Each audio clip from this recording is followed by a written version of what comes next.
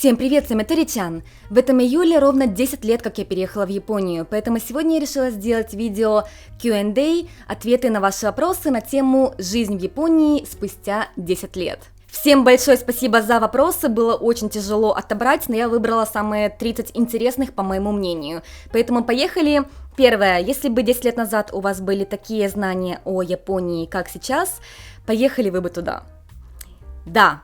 Я бы поехала в Японию, даже если бы я знала 10 лет назад все минусы жизни в Японии, которые я знаю сейчас, потому что хоть за эти 10 лет я узнала много того, что я не знала до переезда в Японию, это не сделало мое впечатление об этой стране настолько хуже, что я бы думала сейчас, что нет, я бы, наверное, лучше никогда не приезжала в Японию. Я бы все равно приехала в Японию, если бы даже у меня были все знания о Японии, которые у меня есть сейчас. Но, возможно, я была бы более подготовлена к переезду и делала бы меньше ошибок, тратила бы меньше лишних денег. И, возможно, я бы приехала не в Сайтама или не в Токио, как я вначале сделала, а в более интересный город, по моему мнению, сейчас, допустим, Осака, Киото или Фукуока мне нравится, даже Саппоро, но не в Сайтама и не в Токіо, наверное, но я бы приехала точно. Чи було на початках бажання повернутися назад додому? Нет, у меня не было желания вернуться домой, или у меня не было homesickness, так называемое, ни в начале, когда я приехала в Японию, ни даже сейчас, и я не знаю почему. Есть люди из моего окружения, кто скучает по дому, по родным, по друзьям, и хочет вернуться домой даже спустя очень длительный период жизни в Японии, но лично у меня такого не было. Я не знаю, с чем это связано, разница, что у кого-то есть homesickness, а у кого-то нету. Возможно, это потому, что я довольно быстро влилась в японскую жизнь. У меня довольно быстро появились друзья в Японии, в языковой школе, в университете. Парень у меня довольно быстро появился в Японии.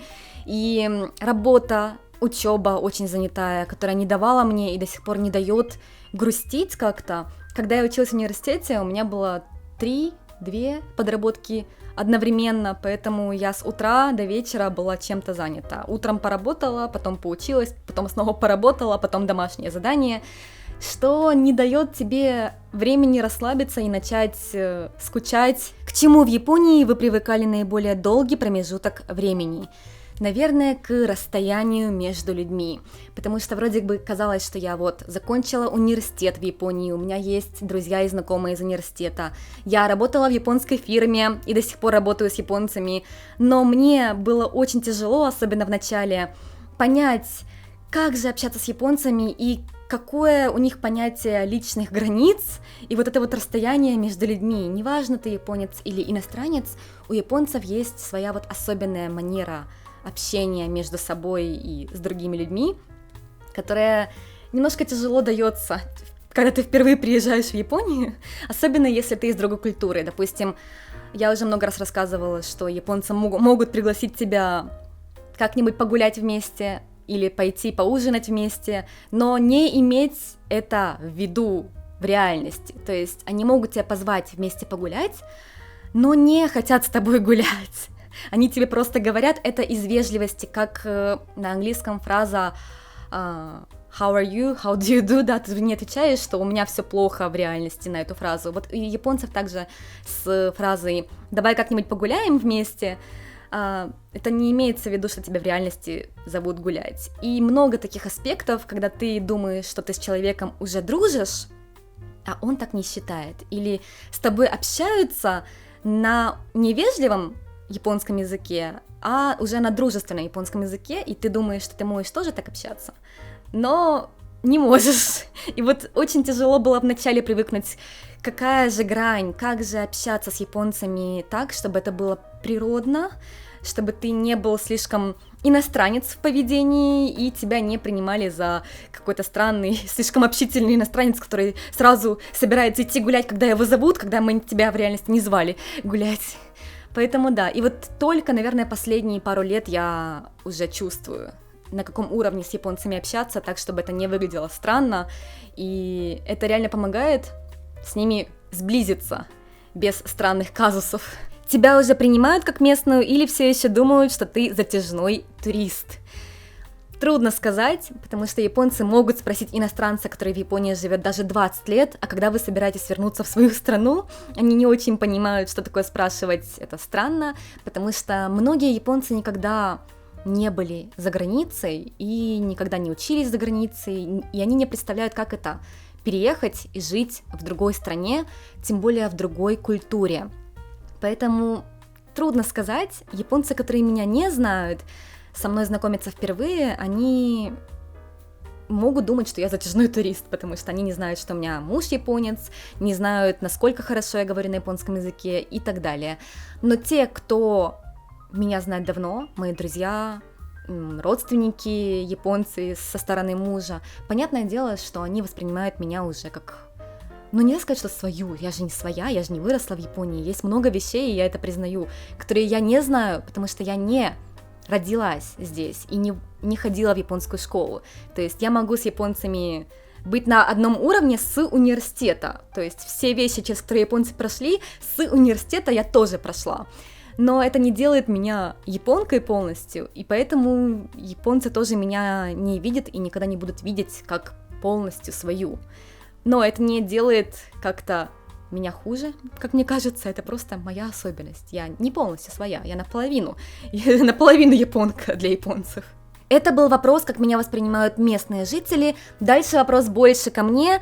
Чувствуешь ли ты себя за эти годы полноправным жителем Японии?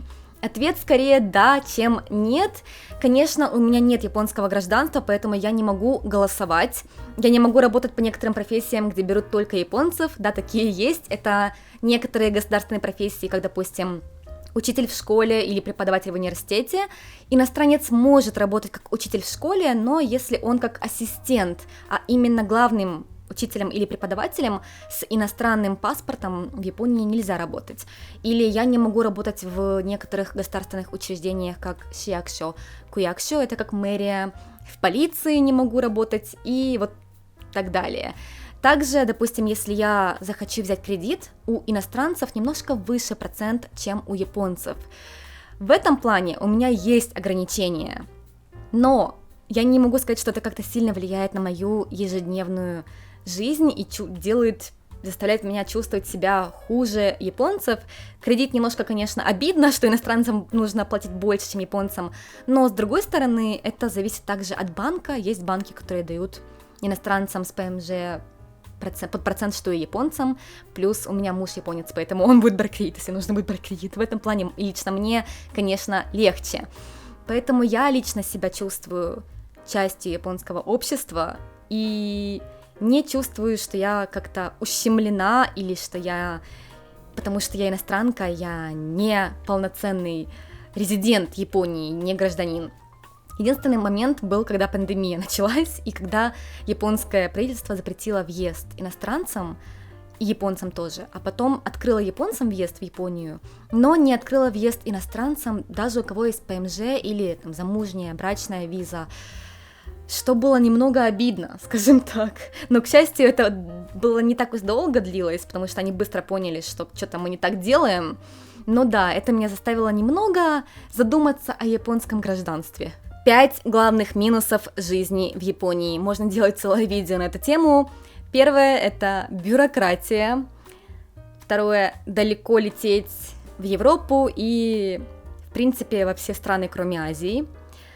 Много пластика в магазинах, все овощи, все фрукты по одной штучке завернуты в пластик. Если вы об этом думаете, то это довольно большой минус. Очень жаркое лето и влажность высокая. И пятое, это, конечно же, землетрясения и разные стихийные бедствия. В Японии выше вероятность того, что будет большое землетрясение, чем в других странах. Яке ваше улюблене свято в Японии и чему? Это не праздник, но я очень люблю японские летние фестивали мацури. Их не празднуют в честь чего-то конкретного, это больше как фестивали в честь плодородия или начала лета или каких-то японских божеств.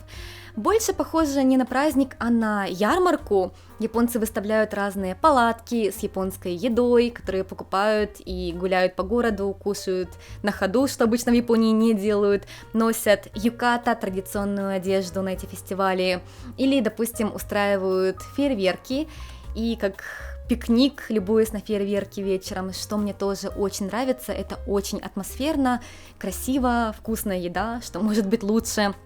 Очень жалко, что из-за короны последние 3 года в Японии почти не было фестивалей Мацури летом, но я надеюсь, что их вернут с этого года наконец-то, потому что реально хочется уже пойти на фестиваль в Юката погулять.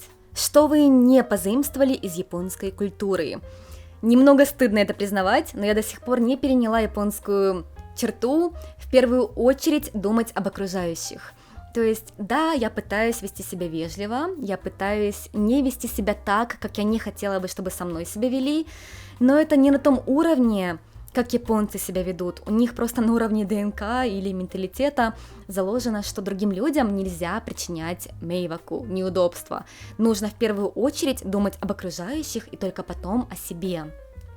Чтобы понимали разницу, когда мы гуляем по улице, я и мой муж Изуми, я, конечно, пытаюсь смотреть по сторонам, чтобы ни в кого, кто впереди меня идет, не врезаться, не наступить на ногу. Но при этом он может меня вот так внезапно в сторону отодвигать, что «Вика, сзади тебя велосипедист едет, пропусти его», или «Тебя пытаются обогнать сзади идущие люди, отойди в сторону, не мешай им пройти». У меня не получается на 360 градусов смотреть, кому нужно меня обойти, кому не нужно. Это не так, что я иду посередине улицы и мешаю. Если я иду по правилам и никому не мешаю, то как бы я особо назад и не смотрю, велосипедисты едут или нет. А у него есть вот эта вот черта, что нужно смотреть по сторонам всегда на все 360 градусов, чтобы никому не причинять неудобства. И это касается не только этого, во многих аспектах жизни это проявляется. Допустим, не смеяться громко в квартире, чтобы никто не услышал из соседей, или не включать слишком громко телевизор. Наверное, многие сейчас думают, вот бы мне таких соседей, кто не включает громко телевизор, да, по ночам. В Японии это редкость, потому что многие реально думают об окружающих и не хотят причинять неудобств. Конечно, иногда бывает, что это переходит все границы. Немножко грустная тема, но бывают японцы, кто заворачивает своих детей в одеяло, чтобы те не орали. Когда маленькие дети орут, чтобы не мешать людям, кто живет рядом с тобой, криками ребенка, иногда японцы заворачивают своих детей в одеяло. И были случаи, когда из этого дети задыхались и умирали. Или подушкой прикрывают, чтобы они не орали слишком громко. Такое тоже в Японии бывает. И лично я считаю, что это перебор. Не настолько хочется мне думать о других людях, чтобы кому-то, себе или своим детям вредить настолько. Поэтому да, я не знаю, это хорошо или плохо, что я не переняла еще эту черту. Бывают ли моменты, что ты не знаешь какой-то канджи, иероглиф, и если да, то как часто?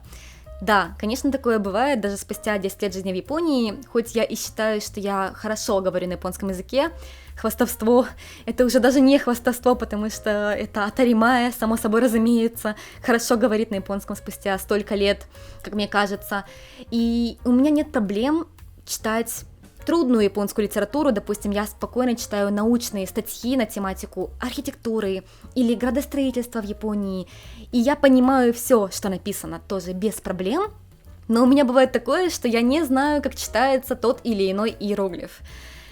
Бывает такое, что я понимаю, я смотрю на иероглиф и понимаю, что он значит, но я не знаю его произношение, потому что в японском не только куча иероглифов, но и у них меняется произношение в зависимости от словосочетания. Да, поэтому даже понимая смысл иероглифа, бывает такое, что я не знаю, как он читается. И также до сих пор бывает такое, что я встречаю для себя новые иероглифы и новые слова, даже спустя 10 лет, потому что японский — это очень трудный язык, и чем труднее ты начинаешь читать литературу, тем больше ты сталкиваешься с разными новыми словами. Даже японцы иногда не знают какие-то иероглифы, поэтому, если вы учите японский язык, не бойтесь. Да, иероглифы — это трудно, это много зубрежки, но в какой-то момент ты начинаешь их понимать. И даже если ты не идеально знаешь все японские иероглифы, можно вполне спокойно жить в Японии и без идеальных знаний. Были ли неприятные ситуации ущемления с японцами? Также был вопрос насчет дискриминации иностранцев в Японии, и я уже рассказывала, что лично я не была в ситуации, когда я чувствовала, что вот меня дискриминируют, потому что я иностранка. Но я могу говорить только о моем личном опыте. Есть люди, кто говорит, что они чувствовали дискриминацию в Японии, или что японцы с ними рядом в поезде не хотят садиться, потому что они иностранцы. У меня такого не было, японцы без проблем в поезде рядом со мной садятся. Но здесь также стоит заметить, что это зависит от вашего цвета кожи, также вашего телосложения, и вы мужчина или женщина, поэтому у всех может быть разный опыт в этом плане.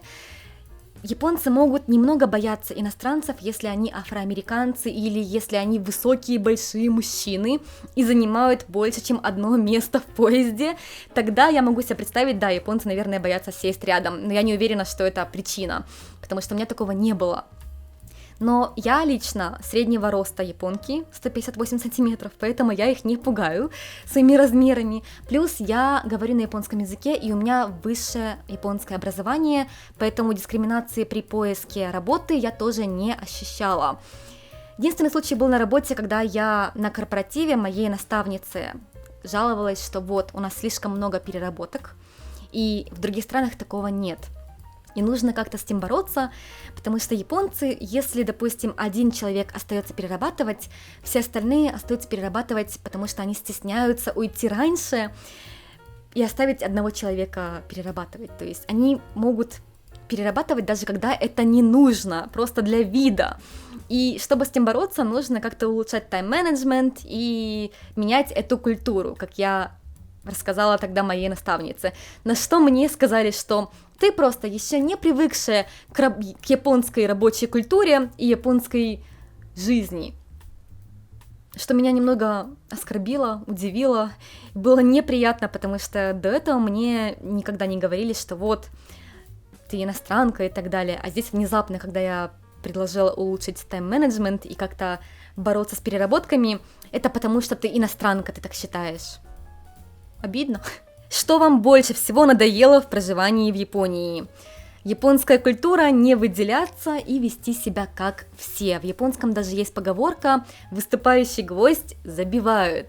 Японцы стараются вести себя как все и не выделяться из толпы, что не так уж и плохо, потому что благодаря этому в Японии поддерживается чистота, никто не выкидывает мусор, потому что никто не выкидывает мусор на улице, безопасность, манеры.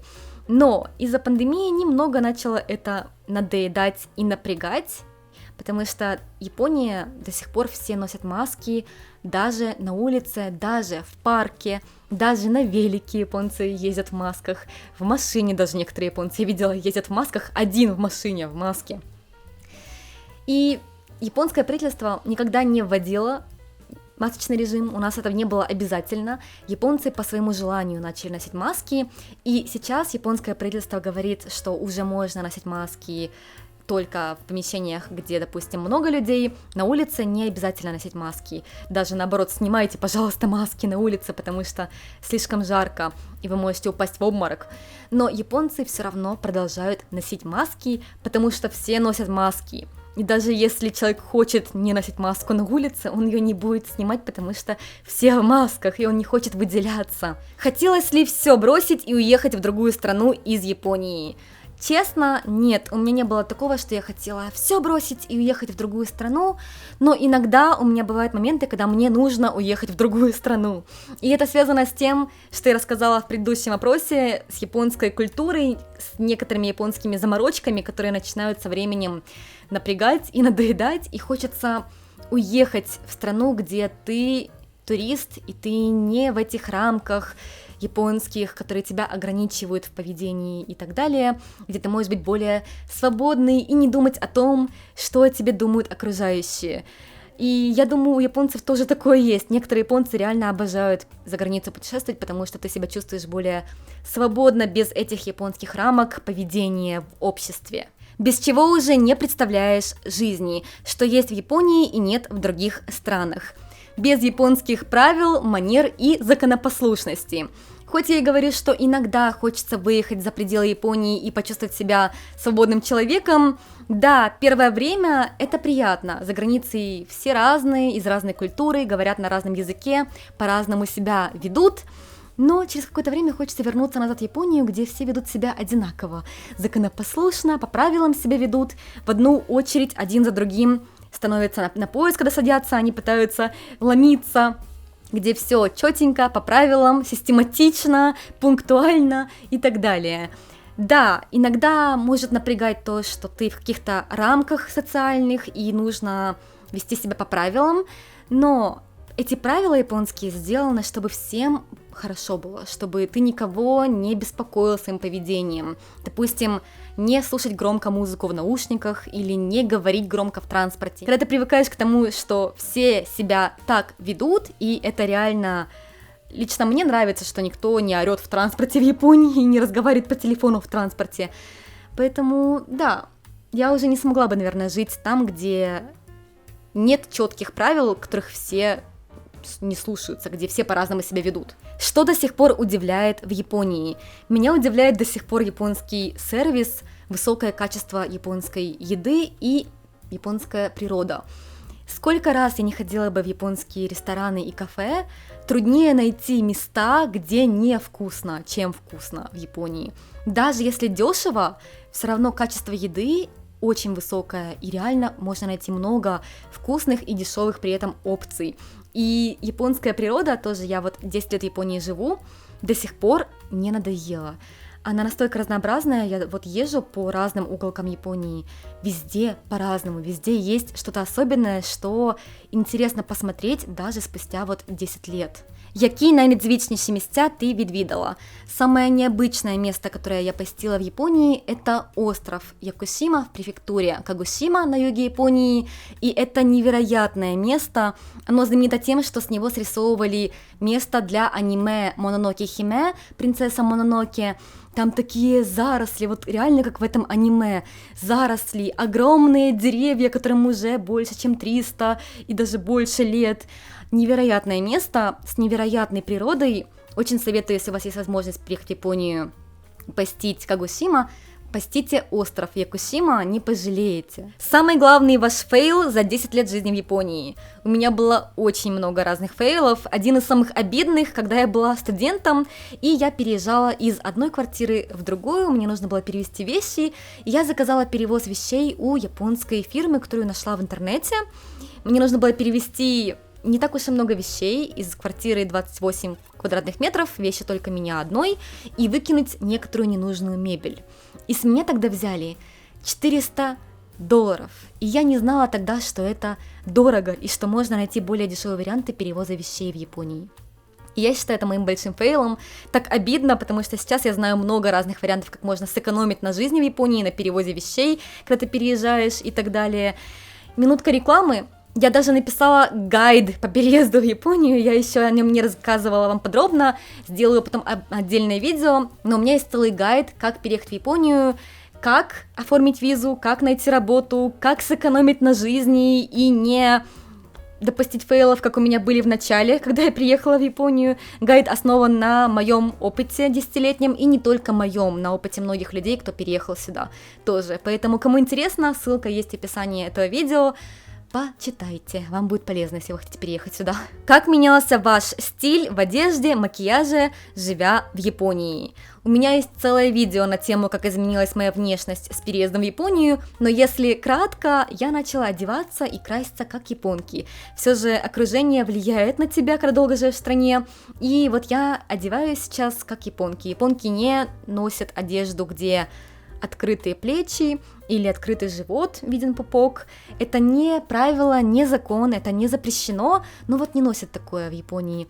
Есть те, кто носит, но очень редко, поэтому я вот тоже предпочитаю более закрытую одежду и ношу японские бренды, поэтому как ни старайся, но вот выгляжу я как японка, наверное, в этом плане. Часто мне пишут в комментариях, что ты странно одета, как-то не модно, но вот в Японии мода другая, поэтому я не могу в этом плане отвечать на ваши представления о моде, потому что в Японии мода другая. Макияж тоже, я перестала краситься вызывающе по японским меркам, то есть я, например, даже айлайнер делаю как японки. не четкий айлайнер, а более как такой нежный, тенями, скажем так. Поэтому да, очень много что изменилось. По прошествии 10 лет осталась ли еще частичка романтизации Японии?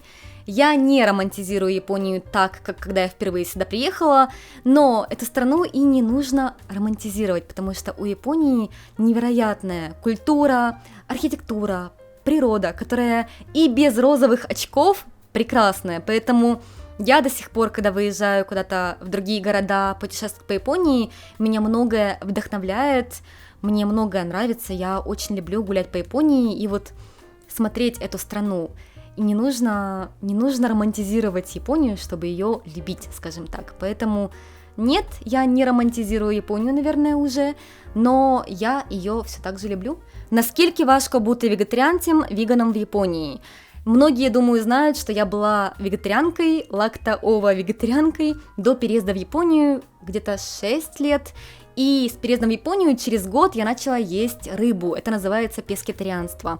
И одна из причин этого было то, что реально тяжело быть вегетарианцем в Японии. Это была не главная причина, у меня есть мои мысли по этому поводу, почему я начала есть рыбу. Но если вы вегетарианец или веган, то в Японии вам будет тяжело, по моему опыту. Конечно, не невозможно. Можно быть веганом где угодно, но если, допустим, вы идете с друзьями где-то обедать в кафе, выбора очень мало. Есть вегетарианские или веганские кафе, но нужно специально идти в эти кафе. Если готовить дома, то намного проще, потому что в Японии есть широкий выбор соевых продуктов, как разные виды тофу, соевое мясо и так далее. Поэтому дома готовить вегетарианскую еду очень просто в Японии. Но вот главная проблема — это именно кафе. Японская традиционная кухня, она вся основана на даши, это рыбный бульон. Поэтому вы можете думать, что вы едите овощной суп, но в реальности это овощной суп на рыбном бульоне. Когда говорите, вы думаете на японском, это зависит от того, с кем и на каком языке я разговариваю. Если я разговариваю на русском, я думаю на русском. Якщо я розмовляю українською, я думаю українською. When I speak English, I think in English. 日本語で喋ってる時に日本語で考えてるし.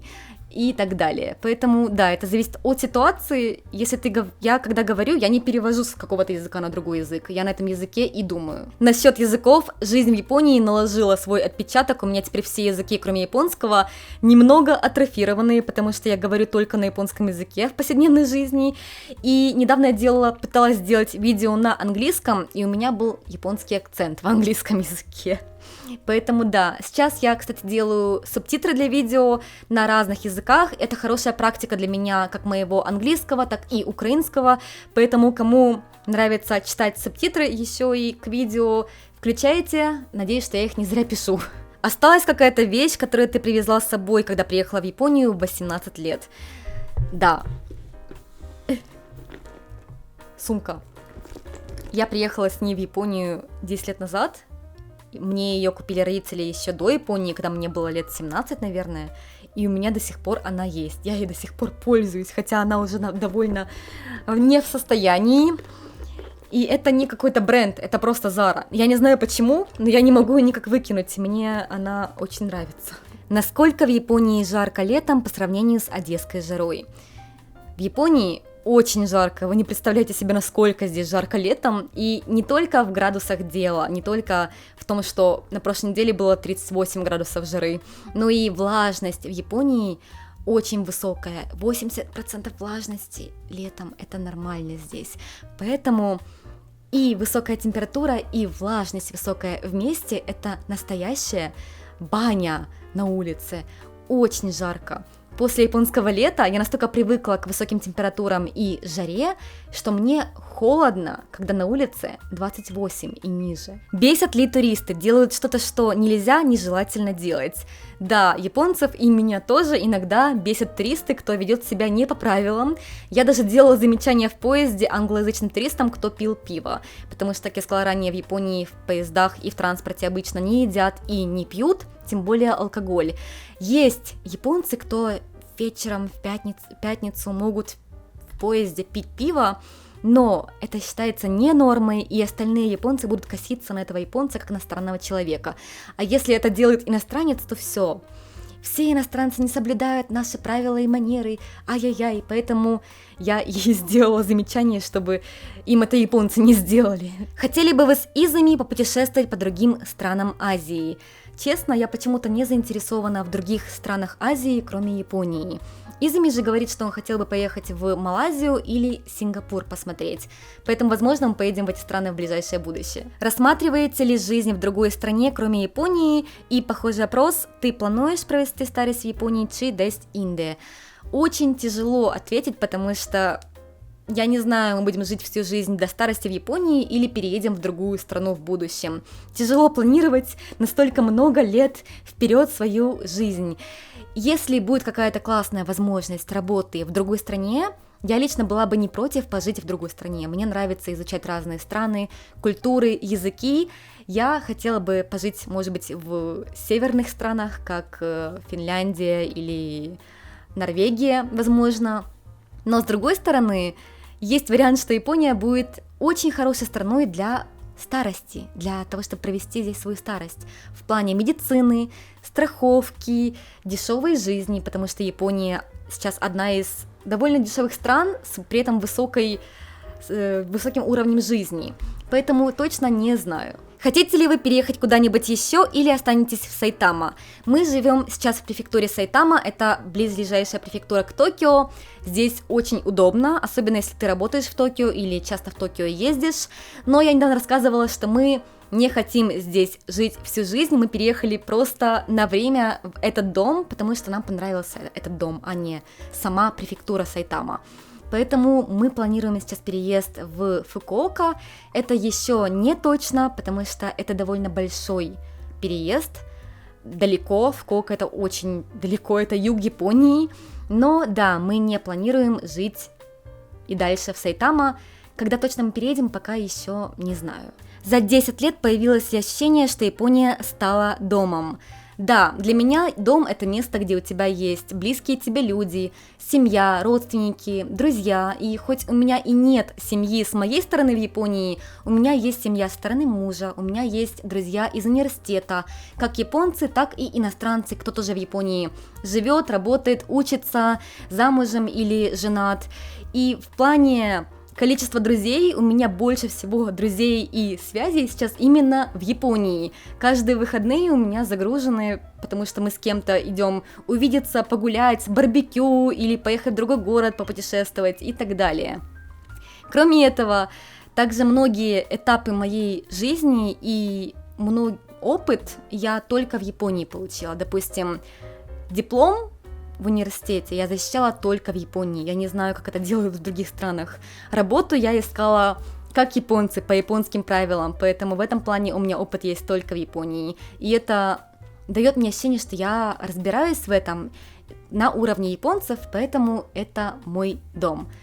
Поэтому да, вот такие у нас сегодня были вопросы, надеюсь, что вам было интересно это длительное видео.